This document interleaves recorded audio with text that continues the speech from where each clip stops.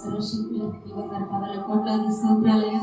మీ ఉచితమైన కృప చేత దయ చేత కనికరము చేత ఇప్పుడు వరకు నా తండ్రి నా దాసుని ఎవరి బిడ్డలు నిలబెట్టుకొని ప్రభు అయ్యా నా తండ్రి నేను ఆరాధనలో మీ సన్నిధిని ఇక్కడ ఉంచారయ్యా. మీ పరిశుద్ధాత్మని మా మధ్యలో సంచరింప చేసిన దేవా నీకు స్తోత్రాలు స్తోత్రాలు స్తోత్రాలయ్యా. ఆత్మల రాజానికి స్తోత్రాలు స్తోత్రాలు నాయనా. అయ్యా మా మధ్యలో మీరు ఉన్నందుకే నీకు స్తోత్రాలు చెల్లిస్తున్నా ప్రభు. అయ్యా మీ ఆత్మని ఇక్కడ ఉంచండి నాయన. విలాసత్వ వాక్యాలతో వినిపిస్తుండగా మీరే చెవులు గ్రహించే మనసులు మాకు దయచేయండి ప్రభు. అయ్యా మీరు మనతో ఏం మాట్లాడనయ్యున్నారో అయ్యా ఆశ కలిగి మేము ఉంటుండగా అయ్యా అతని మమ్మల్ని ఆనందింప చేయమని మీ పాదాలు పట్టుకుంటాం నాయన. అయ్యా మీ సన్నిధిలో ఉన్న మేము నా తండ్రి అయ్యా ఆత్మతోను సత్వతోను మిమ్మల్ని ఆరాధించేవారిగా అయ్యా మా పూర్ణ ఆత్మను ప్రభు అయ్యా మీ సన్నిధిలో పెట్టేవారిగా మమ్మల్ని నిలబెట్టమని మీ పాదాలు పట్టుకున్నాం. ఆయన దాసుని సులువు చాటును మీరు మరుగుపరచండి నాయన. మీ అభిషేకం మీరు దయచేయండి అయ్యా. మీ ఆత్మని ఇక్కడ ఉంచమని దీవుల కన్య కూడికను జరిగించి మిమ్మల్ని మీరు మహింపరచుకోమని ప్రతి బిడ్డని నా తండ్రి ఆయన మీ ఆత్మతో నింపమని ప్రభు ఆ వాక్యాన్ని విని వెళ్ళిపోయిన వారిగా కాక ఆ వాక్యాన్ని మా హృదయంలో నిలుపుకునే రీతిగా వినుటకు సహాయం చేయండి నా తండ్రి ఆయన. మీ ఆత్మను మాతో ఉంచమని చేసిన ప్రతి ప్రార్థనకి ప్రతిఫలాలను దయచేయమని వచ్చిన మా బిడ్డలందరినీ దీవించండి నైనా. రావాల్సిన బిడ్డలు త్వరపెట్టి మీరు నడిపించమని యేసు నామమున అడిగి ప్రార్థించి వేడుకుంటున్నాం తండ్రి.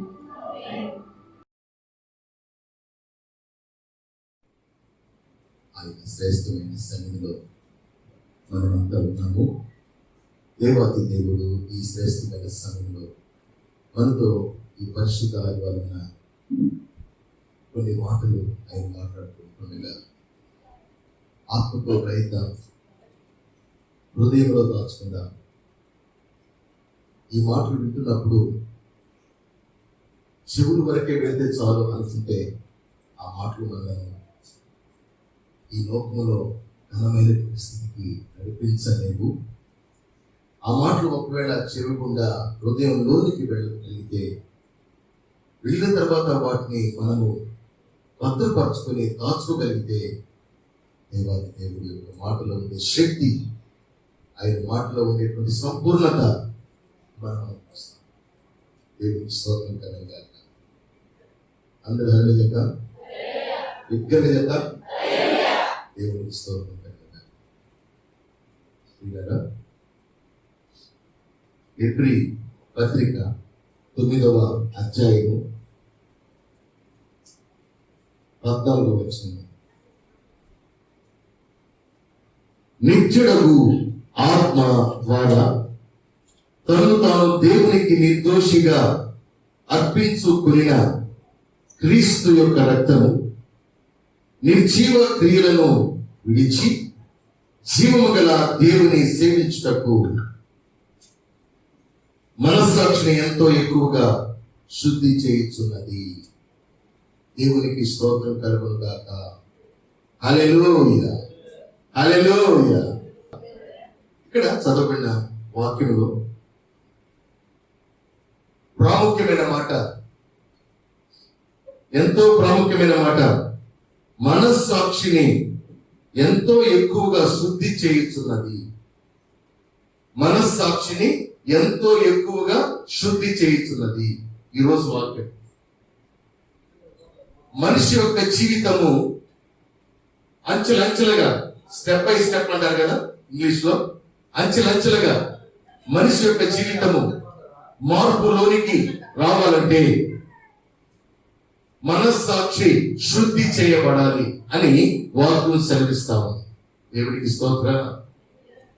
మనిషి యొక్క జీవితం అంచెలంచెలుగా అభివృద్ధి పొందాలంటే ఏం జరగాలండి? మనస్సాక్షి శుద్ధి చేయబడాలి. మనస్సాక్షి ఎప్పుడైతే శుద్ధి చేయబడుతుందో అక్కడ పరిశుద్ధాత్మ దేవుడు పంపిన నజరేయుడైన యేసుక్రీస్తు ప్రభువు ప్రజల కొరకై చిందించిన రక్తము అక్కడ ప్రవేశిస్తుంది. ఒక చెట్టును మనం బ్రతికించాలంటే దానికి ఏం కావాలి? నీరు కావాలని చెప్పండి. చెట్టు బ్రతకాలంటే నిప్పులు పోయకూడదు. చెట్టు బ్రతకాలంటే ఆవు పాలు పోయకూడదు. చెట్టు బ్రతకాలంటే బంగారు కరగబోసి మూసలో పోయకూడదండి, నీరు పోయాలి. ఏం పోయాలి? బంగారు పోసి చెట్టును బతికించేవాడు ప్రపంచంలో ఉన్నారా? చెప్పండి. ప్రియ దేవుని బిడ్డలారా, చూడండి, చెట్టు బ్రతకాలంటే నీరు పోయాలని మీరు యథార్థం పలికినట్లుగానే ఇక్కడ ప్రభు యొక్క వాక్యం సెలవిస్తుంది. ఒక వ్యక్తి యొక్క మనస్సు ఎప్పుడైతే శుద్ధి చేయబడుతుందో, శుద్ధి చేయబడిన ఆ మనస్సును మరలా అపవిత్రపరచబడకుండా పరిశుద్ధాత్మ దేవుడు పంపిన ఆ యేసు క్రీస్తు వారి రక్తము వారిలోనికి ప్రవేశిస్తుంది. కనుక వారు సత్యమే పలుకుతారు. ఆమేన్. దేవుణ్ణి స్తుతించుటలో వారు వెనక ఉండరు. దేవుని యొక్క వాక్య ప్రకారంగా జీవించుటలో వారు అప్రమత్తంగా ఉండరు, అజ్ఞానంగా ఉండరు, అనాలోచనగా ఉండరు. ప్రియ దేవుని బిడ్డలారా, ఈ రోజుల్లో చాలా మంది దేవుని యొక్క వాక్యము ఎరిగి కూడా, దేవుని యొక్క సహవాసము చేస్తూ కూడా, విశ్వాసులమని క్రైస్తవులమని చెప్పుకుంటూ కూడా చాలా మంది ప్రియ దేవుని బిడ్డలారా అంచెలంచెలుగా అభివృద్ధి పొందినటువంటి ఆనవాళ్లు లేవు. విశ్వాస జీవితంలో కూడా మనస్సాక్షి ఎప్పటికప్పుడు శుద్ధీకరణము చేస్తున్నటువంటి కొలది ఆ యొక్క వ్యక్తిని దేవుడు వృద్ధి చేస్తా ఉంటాడు. మనస్సాక్షిని శుద్ధి చేసేది యేసు రక్తమైతే, ఆ రక్తము నిన్ను శుద్ధి చేసి అనుదినము అభివృద్ధి, ప్రతి వారము నెల అభివృద్ధి, ఆనందము, దీవెన, సమాధానము, క్షేమము, జయ జీవితము నీకు స్వతంత్రింప చేయాలంటే మనస్సాక్షి ప్రతి దినము శుద్ధి చేసుకోవాలి. ప్రతిరోజు మనం లేచి ఏ రీతిగా శరీరాన్ని శుభ్రం చేసుకుంటాం, ఏ రీతిగా మంచి కాస్ట్లీ పేస్ట్ తో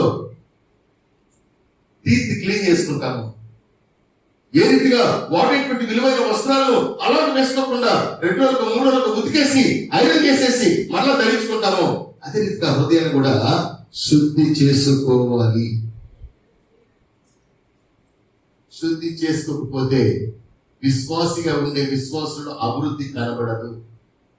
అభివృద్ధి కనబడకపోతే విశ్వాసము లేనటువంటి అవిశ్వాసులు మనలను వేలు పెట్టి చూపిస్తారు. ఇదిగో నీవు భక్తి చేస్తున్నావు, ఇదిగో నేను భక్తి చేయట్లా, నేను ఒకటిగా ఉన్నాను కదా, ఎందుకయ్యా భక్తి అని అంటారు. దేవునికి స్తోత్రం కలుగుగాక. మనస్సాక్షి శుద్ధి చేయబడుతున్నటువంటి వారిగా ఉన్నామా లేదా అని మనల్ని మనమే పరీక్ష చేసుకోవాలి. ఆకలేస్తుంది అనుకోండి, ఎదురుని అడుగుతామా మీకేమైనా ఆకలేస్తుందండి అని? కాదు. నాకు ఆకలేస్తుంటే నా మనసుకు ఆలోచన పుట్టిస్తుంది, నీ వెళ్ళి టిఫినో భోజనం చేయాలి. ఎందుకని? ఆ టిఫినో భోజనం చేస్తే నీ ఆకలి నీ మనస్సును గర్భిణి చేయకుండా సమాధానంగా ఉంచుతుంది. ఎప్పుడైతే ఆకలి ఉంటుందో మీరు దేవుడారా, ఈ యొక్క శ్రమలో, ఈ కడుపులో ఆకలి ఉంటుందో దాన్ని బట్టి ఏం మాట్లాడుతున్నావు మనకు తెలియదు. ఆకలి ఉంటుందో పని చేయడం మనకు శక్తి చాలదు. ఆకలి ఉంటే ఆలోచించి సలహా చెప్పలేం. ఆకలి ఉంటే అనేకులతో సంతోషంగా ఎంజాయ్ చేయలేం, సంతోషంగా ఉండలేం. ఆకలి ఉంటే ఏ సలహా చెప్పలేం. ఆకలి ఉంటే నిన్ను నీవే జ్ఞానయుక్తంగా నడిపించుకోవడం కష్టం. ఆకలి తీరితే ప్రశాంతంగా ఆలోచించి నీవు చేయవలసిన పని కష్టమైన దాన్ని చేసే మనసుతో శరీరం తీసుకుని వెళ్ళి ఆ పని చేయడానికి నీవు సిద్ధపడతావు ఆకలి తీర్చుకుంటే. అదే రీతిగా నీ మనస్సాక్షి శుద్ధీకరించబడితే దేవుని రక్తం నీకు జయమిస్తుంది. హల్లెలూయా.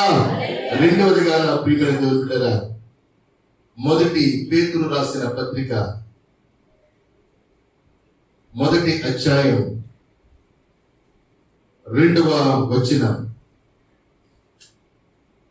నశించిపోతున్న సువర్ణము అగ్ని పరీక్ష వలన శుద్ధపరచబడుతుంది కదా, దానికంటే అమూల్యమైన మీ విశ్వాసము ఈ శోధనల చేత పరీక్షకు నిలిచినదై యేసు క్రీస్తు ప్రత్యక్షమైనప్పుడు మీకు మెప్పు, మహిమయు, ఘనతయు కలుగుటకు కారణమగును. దేవునికి స్తోత్రం కలుగుగాక. ప్రియ దేవుని బిడ్డలారా, నీ మనస్సాక్షి శుద్ధీకారము యేసు క్రీస్తు రక్తము చేస్తుందా లేదా అని నిన్ను పరిశీలనగా చూసుకునేటువంటి కొలది జాగ్రత్త కలిగిన ఎడల ఇక్కడ ప్రభు చెప్తున్నాడు, నశించిపోవచ్చినటువంటి సువర్ణము ఏ రీతిగా అగ్ని ద్వారా పరీక్షించబడి శుద్ధీకరించబడి దానికి అమూల్యమైన విలువ, అమూల్యమైనటువంటి ఘనత, అమూల్యమైనటువంటి కాస్ట్ దానికి పెరిగిపోతుందో, అదే రీతిగా నీ విలువ కూడా దేవుని దృష్టిలో పెరిగిపోగా నిన్ను లోకంలో ఏది ముట్టదు. హల్లెలూయా, హల్లెలూయా. ప్రియ దేవుని బిడ్డలారా, చూడండి, దీన్ని మనం అర్థం చేసుకోవచ్చు వేరే విధానంలో. మనకు ఒక కాస్ట్లీ వస్తువు ఏదైనా ఉందనుకోండి, ఆ ఆ కాస్ట్లీ వస్తువును ఎవరైనా చూసి అలా నిలబడిపోయి అలా ఉండిపోయారు అనుకోండి, మాకుండేటువంటి ఈ యొక్క బిల్డింగ్, మాకుండే ఈ కారు, మాకుండే ఈ బంగారు, మాకుండే ఈ స్వాస్యము చూసి ఆశ్చర్యపోతున్నారా అని మనకి ఎంతో సంతోషిస్తాం. దేవునికి స్తోత్రం కలుగును గాక. అది ఒకవేళ దోచుకోవడానికి సిద్ధపడితే మనం పోలీస్ కేసు పెట్టేస్తాం. చూడండి, మనకేదైనా నష్టము కలుగుతుంది అని తెలిసినప్పుడు ఆ నష్టములకు మనము కారకులు కాకుండా తప్పించుకొని మనం క్షేమకరంగా ఉండాలి అని అనుకునేటప్పుడు ప్రియమైన బిడ్డలారా, ఆ నష్టము మనం మించిపోయేటప్పుడు మనం ఏం చేస్తామంటే గవర్నమెంట్ ను ఆశ్రయిస్తాం. గవర్నమెంట్ ద్వారా మనకు ఆదరణ కలుగుతుందని, మనకు ఊరట కలుగుతుందని, మనకుండే పరిస్థితుల నుంచి వారు సహాయం చేస్తారని. ఒకటి చిన్న చిన్న విషయాలు అనుకోండి, మన జ్ఞానంతోనే మన మాటతోనే పరిస్థితి సమాధాన పరుచుకుంటాం. మనకు మించిపోతే గవర్నమెంట్ సహాయం తీసుకుంటాం. హల్లెలూయా. ప్రభు చెప్తున్నాడు, నీవు లోకమునకు విలువగా, నీవు లోకమునకు విలువగా, నీవు లోకమునకు ఆశ్చర్యార్థకరముగా, నీవు లోకమునకు దేవుని యొక్క దీవెనతో నింపబడినటువంటి కుమార్తెగా, కుమారుడిగా, విశ్వాసిగా మారినట్లుగా లోకము చూడాలి. ఆమేన్.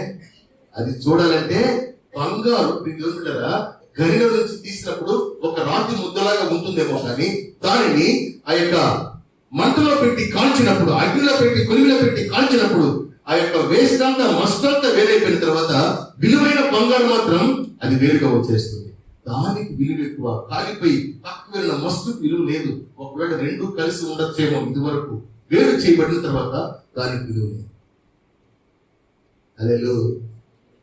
అదే రీతిగా నీవు లోకములకు విలువైన వ్యక్తివిగా, నీవు దేవుని దృష్టికి ఇష్టమైన వ్యక్తివిగా, ఆయన రక్తము చేత అనుదినము, ప్రతి వారము, నెల, ప్రతి ఆలోచన, ప్రతి పని, ప్రతి తీర్మానం, ప్రతి కదలిక దీవెనకరంగా మారునట్లుగా ఉండాలి అనుకున్నట్లయితే నా ప్రియమైన దొరికిడరా, ఆయన యొక్క పరిశుద్ధమైన రక్తము నిన్ను శుద్ధీకరించి మరలా అపవిత్రపరచబడకుండా నిన్ను నీవు భద్రపరచుకునే వ్యక్తిగా ఉన్నావా లేదా అని నీవు ప్రయాసపడుతుంటే ఈ ప్రయాసే అగ్ని పరీక్ష. ప్రయాస ఈజ్ ఈక్వల్ టు అగ్ని పరీక్ష. ప్రయాస లేకుండా విశ్వాసి అభివృద్ధి పొందలేడు. ప్రయాస లేకుండా విశ్వాసి అభివృద్ధి పొందలేడు. మనవుడు అనిపించే ఆస్తి ఒకవేళ తాతది కావచ్చేమో, కానీ ఎంత ఆస్తి ఇచ్చిపోయారు రా తాతలు అంటారే గాని ఎంత సంపాదించాడు రా మనవుడు అని చెప్పి ఎవరు అన్నారు. హల్లెలూయా. ఈ లోకంలో జీవిస్తున్నటువంటి మనకు, ఈ లోకంలో తల్లిదండ్రులు బిడ్డలు మనవాళ్ళకి ఇచ్చే ఆస్తి వరకు అనుభవించచ్చేమో, కానీ యేసు క్రీస్తు ప్రభువు ఇచ్చేటువంటి రక్షణ, యేసు క్రీస్తు ప్రభువు ఇచ్చేటువంటి విలువైన జీవితం, వెల కట్టలేని జీవితం, యేసు క్రీస్తు ప్రభువు నీ కొరకు నా కొరకు ఆ అగ్నిలో కాల్చబడిన రీతిగా ఆ బంగారు వలె ఆయన మన కొరకు యాగమయ్యాడే.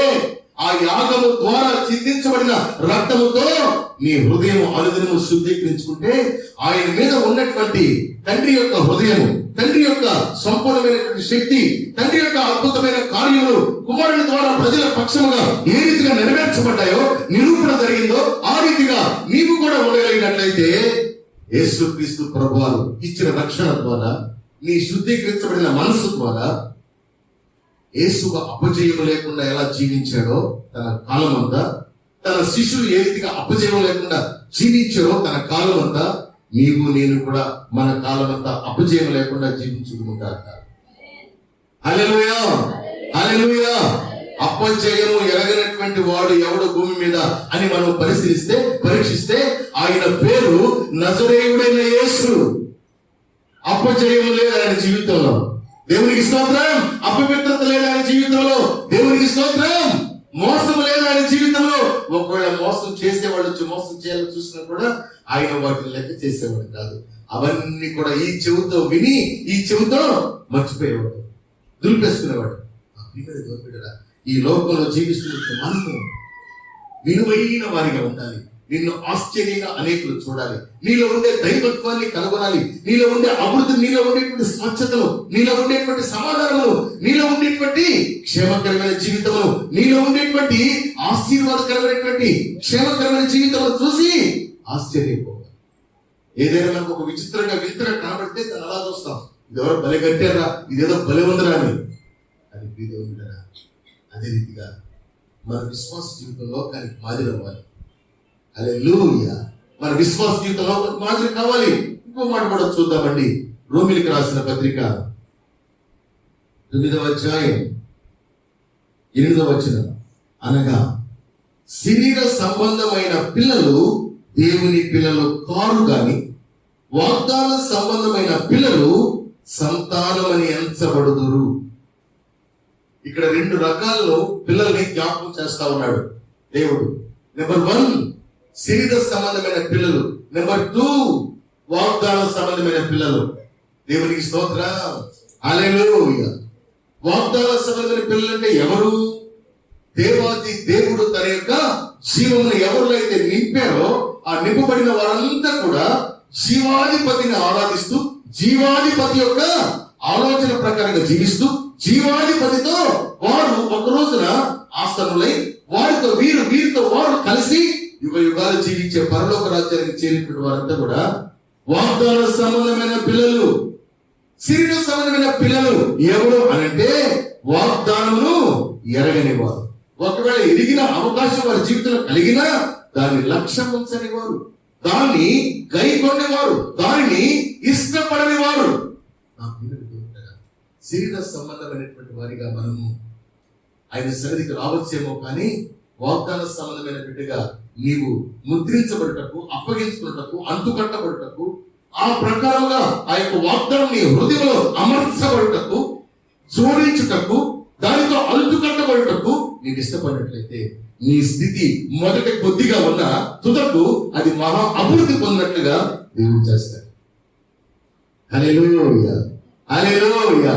మన స్థితి ఒకవేళ చదువు లేకపోయిండొచ్చు, మన స్థితి ఒకవేళ ఆస్తిపాస్తులు లేకపోయిండొచ్చు, మన స్థితి ఒకవేళ అందం లేకపోయిండొచ్చు, మన స్థితి ఒకవేళ బంధువులు, స్నేహితులు ఆదరించేవాళ్ళు, ఓదార్చేవాళ్ళు, మన అక్కలు తెలుసుకొని మన అక్కలు తీర్చేవాళ్ళు, మనల్ని ప్రేమించేవారు, మనల్ని ఫాలో అప్ చేసేవాళ్ళు, వీళ్ళ పరిస్థితి ఏంటా, వీళ్ళ గతి ఏంటా, వీళ్ళ ఫ్యూచర్ డెవలప్మెంట్ ఏంటా, వీళ్ళ బాధ్యతలు ఏంటా, వీళ్ళ ఆరోగ్యం ఏంటా, వీళ్ళ అనారోగ్యం ఏంటా, వీళ్ళ ఆర్థిక స్థితి ఏంటో సహాయం చేద్దాం, పలకరిద్దాం, వాళ్ళు తెలుసుకున్నాం అనుకునే వాళ్ళు ఉన్నా లేకపోయినా ప్రభు చెప్తున్నాడు, వాగ్దానమును బట్టి నీవు నా బిడ్డగా ఉంటకు, వాక్యమును బట్టి నీవు నన్ను విశ్వసించుటకు, వాగ్దానం బట్టి వాక్యమును బట్టి నీవు నీ కన్నీటిని, నీ సమయమును, నీ హృదయంలో ఉండేటువంటి ప్రతి అవసరత అన్నిటినీ కూడా నీళ్లు కుమ్మరించినట్లుగా నా ఎదుట నీవే నాకు దిక్కు, నీవే నాకు దిక్కు, నీవే నాకు దిక్కు అనేటువంటి విశ్వాసంతో పోరాడితే జయము నీవే.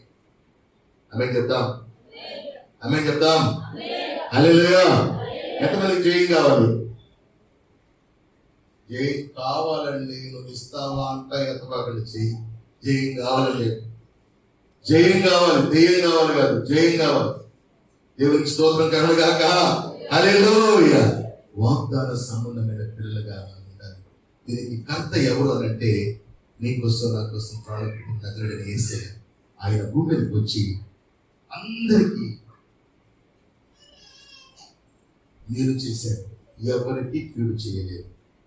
అందరినీ ప్రేమించాడు, ఎవరిని దూషించలేదు. అందరినీ ఇష్టముగా పలకరించాడు, ఎవరిని కూడా వేదన పుట్టించే మాటలు మాట్లాడలేదు. దేవునికి స్తోత్రం కలుగుగాక. మనస్సాక్షి శుద్ధి చేయబడాలి. నెంబర్ 1. నెంబర్ 2, ఆయన పరిశుద్ధమైనటువంటి వాగ్దాన సంబంధమైనటువంటి పిల్లలుగా మనము నూతన పరచబడాలి. దేవుని స్తోత్రం కలుగుగాక. ఎప్పుడైతే మనం అలా ఉంటామో మనకు ఆయన ఇచ్చిన వాగ్దానము నీరై, ఆయన ఇచ్చిన వాగ్దానము, విశ్వసించిన వాగ్దానము నీరై, నీవు చేయించినటువంటి ప్రార్థన నీరై, ఆయన చేయించినటువంటి ప్రార్థన నీరై, ఆయన ఇచ్చిన వాగ్దానం నీరై నిన్ను మహా అభివృద్ధిగా మార్చివేస్తాడు. దేవునికి స్తోత్రం. దేవునికి స్తోత్రం. హల్లెలూయా. చెట్టు ఫలించాలంటే ఎంతో పెద్ద తోటమాలి ప్రయాసం ఉండాలి.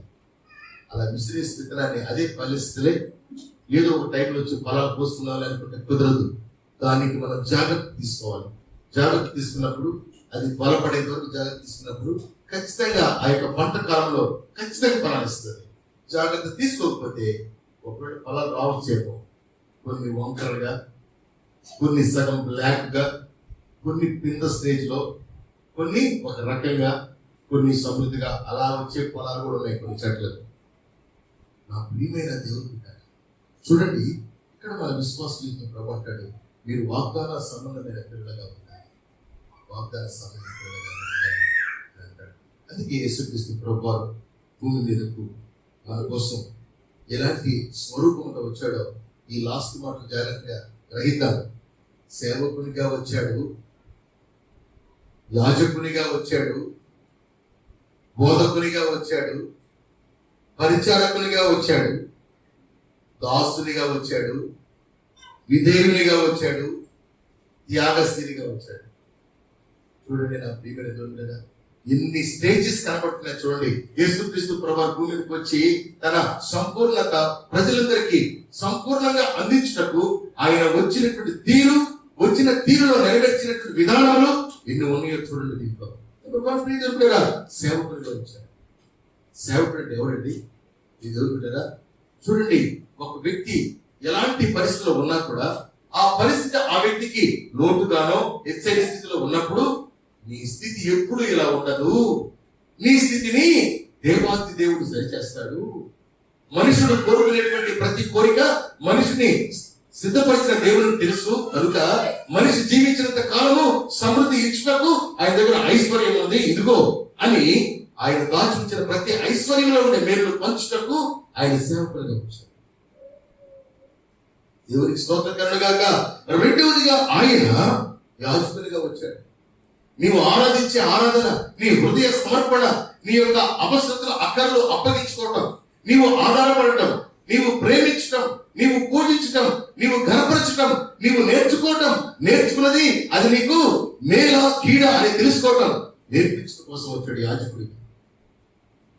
ఈ లోకంలో ఉన్నతమైనటువంటి ఉద్యోగాలు చేసేటువంటి కలెక్టర్స్ కావచ్చు, డాక్టర్స్ కావచ్చు, మంచి జ్ఞానవంతుల సైంటిస్టులు కావచ్చు, వాళ్ళ జీవితం ప్రారంభం ఎక్కడో తెలుసండి? Pre school A B C D level start అవుతుంది.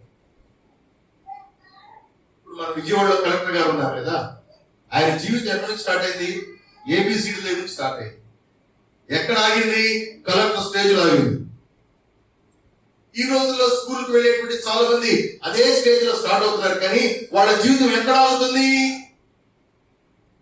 నీళ్ల మీద ప్రయాణం చేసే పడవలాగా ఉంది. ఆ నీళ్లు ఎక్కడ కొట్టుకుపోతే ఆ పడవ అక్కడ కొట్టుకుపోతాయి. ఈ పడవ ఒకవేళ క్షేమకరంగా కొట్టుకుపోకుండా ధరికి చేరాలన్నా, కొట్టుకుపోకుండా అనుకున్నటువంటి ప్రయాణం అనుకున్నట్టుగా జరిగించాలన్నా దాన్ని నడిపేటువంటి నాయకుడు కావాలి. ఎవరు కావాలి? పడవకు నాయకుడు అక్కర్లేదా? పడవ ఉంటే చాలా. బస్సుకి డ్రైవర్ అక్కర్లేదు, బస్సు ఉంటే చాలా. సైకిల్కి తొక్కేవాడు అక్కర్లేదా? సైకిల్ ఉంటే చాలా.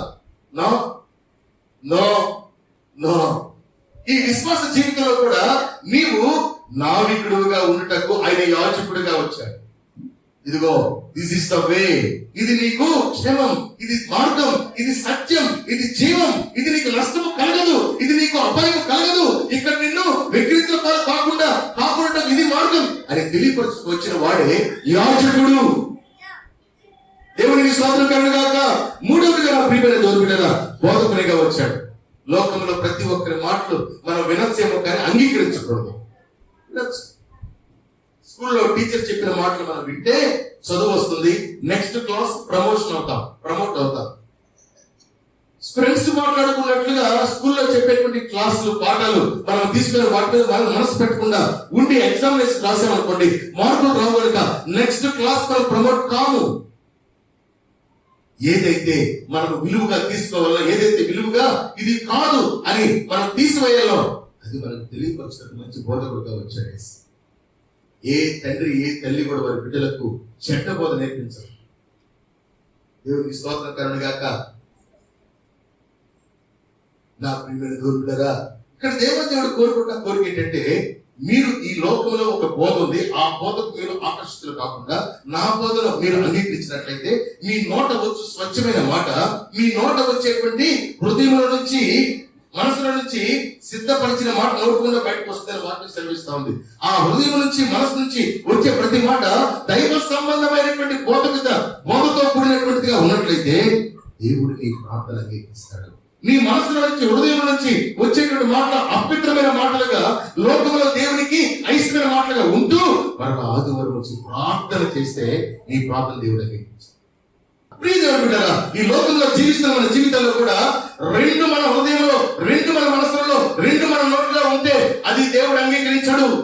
నీ మనసు, నీ హృదయము సిద్ధపరచబడిన దాన్ని బట్టి నీ నోరు మాట్లాడుతుంది కనుక ఆ మాట దైవ బోధ ప్రకారంగా మాట్లాడలేకుండా ఉన్నట్టయితే నీ మనసు ఒకదానికి, నీ యొక్క హృదయం ఒకదానికి అప్పగించుకొని ఏదో మాట్లాడుతుంటే ఆ ప్రార్థన దేవుడు అంగీకరించడు. ఒకవేళ నువ్వు కష్టంలో ఉండొచ్చు, ఒకవేళ నువ్వు బాధలో ఉండొచ్చు, ఒకవేళ నువ్వు రుగ్మతలో ఉండొచ్చు. నీ దేవుని కుమారుడు కుమార్తె, నీ మనస్సు, నీ హృదయం ఎలా ఉండాలంటే దేవుని బోధతో, దేవుని యొక్క యాజకత్వంతో, దేవుని యొక్క సేవ ద్వారా నీవు నూతన పరచబడటకు ఇష్టపడే వ్యక్తిగా నీ హృదయం ఎప్పటికప్పుడు నీ మనస్సు ఎప్పటికప్పుడు కలుషితం లేకుండా శుద్ధీకరించబడినట్లుగా నీవు ఉన్నట్లయితే నీ ప్రార్థన దేవుడు అంగీకరిస్తాడు. నేను చెప్తా ఉంటాను అప్పుడప్పుడు, అమ్మా పిల్లలు తిట్టమాకండి, అమ్మా అవసరం వచ్చింది చెప్పకూడదు, తిట్టమాకండి. ప్రభు అన్నాడు, కోపపడుడి కానీ పాపము చేయకూడదు. రే మాట వింటావా వినవరా, ఇప్పుడు మాట వింటా వినవరా అనొచ్చు. నువ్వు సావా మాట అనకూడదు. వాడు బాగుపడాలనే రెండు పదాలు, మాట వింటా వినవరా అని కొట్టడం బాగుపడాలనే, నువ్వు సావా అని కొట్టడం కూడా బాగుపడాలనే. కానీ ఆ మాట ఒకవేళ వాడికి అర్థం కాదేమో, దేవుడు ఇష్టపడాడు. అందుకే కోపపడుడి కానీ పాపము, హృదయము మనస్సు నిండిన దాన్ని బట్టి నోరు మాట్లాడు కదా. కనుక ప్రియదేవుడా, ఇక్కడ నేను చెప్తున్న మాట ఏంటంటే, నా బోధ చేత మీ మనస్సును, మీ హృదయాన్ని నింపుకొని మీరు ప్రార్థన చేసిన ఎడల మీ కుటుంబములను, మీ హృదయములను, మీ మనసులను సంతృప్తికరంగా నేను చేస్తా. ప్రతిరోజు మీకు ఎంత క్షేమము, నెమ్మది, సమాధానము, ఎంత ఐశ్వర్యం, ఎంత ఆనందము, ఎంత ఘనమైన జీవితము, జై జీవితము కావాలో అంత ఘనమైన జీవితము, ఆనందము, అంత సమృద్ధి, అంత సంతృప్తి మీకు ఇస్తానంటే దేవునికి స్తోత్రం కలుగుగాక. ఇంకా దేవుడు ఎలా వచ్చాడంటే పరిచారకులుగా వచ్చాడు. పరిచారకుల కంటే కులము, మతము, భేదము లేకుండా అందరినీ సమానంగా ప్రేమించేటువంటి వాడిగా వచ్చాడు. ఈ లోకంలో కులం చూసుకుంటారు, ఎవరికైనా సహాయం చేయాలంటే, ఎవరినైనా ప్రేమించాలంటే, పలకరించాలంటే మతం చూసుకుంటారు, వారి పరిచయాలు చూసుకుంటారు. కానీ యేసు ప్రభు వచ్చినప్పుడు ఆయన ఎవరికి తెలియదు, ప్రతి ఒక్కరిని ఎలా మాట్లాడాడంటే అమ్మా అని సంబోధించాడు. ఏం సంబోధించాడు? యేసు ప్రభు ఎలా సంబోధించాడు స్త్రీని? చాలా మందిని సంబోధించాడు. ఓకే, ఒక ప్రత్యేకమైన సందర్భంలో ఆయన మాట మనం వింటాం. ఆయన ఎలా, ఎవరిని, ఎప్పుడు ప్రత్యేకమైన సందర్భంలో సంబోధించాడు? వ్యభిచారంలో పట్టబడినటువంటి స్త్రీని మోషే ధర్మశాస్త్ర ప్రకారముగా రాళ్లతో కొట్టి చంపుటకు వాళ్ళు సిద్ధమైనట్టుండగా ఆ యేసుక్రీస్తు ప్రభువు భూమి మీదకి ఎందుకు వచ్చాడంటే, నశించిన దానిని వెతికి రక్షించుటకు భూమి మీదకి వచ్చాడు కనుక ఆయన మీలో పాపము లేని వాడు ఎవడో వాడే మొట్టమొదటి రాయి వేయండి నా మీద అన్నాడు. ఇదిగో మీరు మోషే ధర్మశాస్త్ర ప్రకారం వ్యభిచారంలో పట్టబడిన ఆ స్త్రీని కొట్టాలని వచ్చారు కదా, ఓకే, నేను కాదనట్లేదు, కానీ మీలో పాపము లేనివాడు మొట్టమొదటి రాయి వేయండి అన్నాడు. అప్పుడు యేసుక్రీస్తు ప్రభువు బోధకునిగా, చనిపోయిన వారిని లేపిన వారిగా, కుష్ఠరోగులను బాగు చేసిన వారిగా, నడుముంగిపోయినటువంటి వారిని బాగు చేసిన వారిగా, దెయ్యాలు పట్టినటువంటి యవనస్తుల నుంచి దెయ్యాలు చెదరగొట్టి పారద్రాలి వారిని మళ్ళా తల్లిదండ్రులకు ఆశీర్వాదకరంగా, ఆరోగ్యవంతంగా అప్పగించినటువంటి వారిగా ఉన్నటువంటి ఆయనకు మంచి పేరు ఉన్నది. ఆయన అంటున్నాడు, మీరు కొట్టండి, నేను కాదట్లా, ఒకే ఒక నిమిషం ఆగండి, మీరు పాపం లేని పడదు రాయి. ఒకడు అడిగాడంట, అయ్యా పాపం మందిలో రాయేయమంటావా, ఏయొద్దంటావా అని అడిగాడు. పాపం రాయి ఎందుకు వేస్తావు, రాయ పరిస్థితి పోరాలని చూశాడంట యేసయ్య. చూస్తే రాయి అక్కడ వదిలేసి వాడు మనసుకు అర్థమైపోయింది, పాపం లేని వాడు రాయాలంట, పాపం లేని అరుణ్ కాదు కదా అని రాయి అక్కడ వదిలేసి వెళ్ళిపోగా అందరు రాళ్ళు అక్కడ పడేసి వెళ్ళారంట. అందరూ వెళ్ళిపోయారంటండి. చివరికి మిగిలింది ఎవరంటే ఆ యొక్క పట్టబడిన స్త్రీ, అక్కడ ఉన్నటువంటి రక్షకుడైన, నశించిన దాన్ని బాగు చేయడానికి వచ్చిన ఆయన అంటున్నాడు, అమ్మా నీ మీద ఎవరో రాయేదా. అప్పుడు అక్కడ జరిగిన ఆ సన్నివేశ సందర్భాన్ని ఆమె తలంచుకుంటూ యేసు ప్రభు యొక్క ముఖములో కళ్ళు పెట్టి చూడలేక ఏడుస్తూ, చితికిన హృదయంతో, నలిగిన మనసుతో ఏడుస్తూ ఎవరు ఈయనదు ప్రభు అంటావు. నేను ఇప్పుడు నిన్ను అన్నమ్మా, నేను ఇప్పుడు నిన్ను ఏమి అనమ్మా, ఇక పాపం చేయదమ్మా అని చెప్పాడు. ఏం చెప్పాడు? ఇక పాపం చేస్తే చేసావు, పాస్ట్ ఈస్ డెడ్, జరిగిపోయింది, దాన్ని నేను సమాధి చేస్తున్నా. పాతవి నేను మరలా నీ మీద గుర్తు పెట్టి వేలు పెట్టి చూపించుకొని ఎంత పాపం ఎంత కాలం చేసావో, ఎందు నిమిత్తం చేసావో, భర్త లేక చేసావో, భర్త ఉండి చేసావో, భార్య ఉండి చేసావో, భార్య లేక చేసావో, శరీరంలో ఉండేటువంటి అధికమైనటువంటి ఫ్యాట్ వల్ల చేసావో, దేని ద్వారా చేసావో తెలియదు, కానీ నేను క్షమిస్తున్నానమ్మా, ఇక నువ్వు చేయద్దమ్మా. దేవునికి స్తోత్రం. హల్లెలూయా, హల్లెలూయా. యేసు ప్రభు అఫీషియల్ గా మెడలో వేసుకునేటువంటి ఒక సిలువలాగో, ఒక పిల్లలాగో, ఇంటికి ఒక ముద్రలాగో కట్టుకోవడానికి కోసం కాదు. యేసుక్రీస్తు ప్రభు బిడ్డలుగా మన విశ్వాసంగా భూమి మీద బ్రతకాల్సింది. ఒక క్యాలెండరు, ఇంటింటికి క్యాలెండర్, రూమ్ క్యాలెండర్, కిచెన్ లో క్యాలెండర్, అన్ని రూముల్లో క్యాలెండర్ పెట్టుకుంటే కాదండి ఆశీర్వాదం సమృద్ధిగా వచ్చేది. ఇంట్లో తనుకొని వస్తానుకున్నారేమో. నో, విస్తారంగా మనం ఆయన ప్రేమించినప్పుడే. ఆమె చెప్పండి, ఆమె చెప్పండి.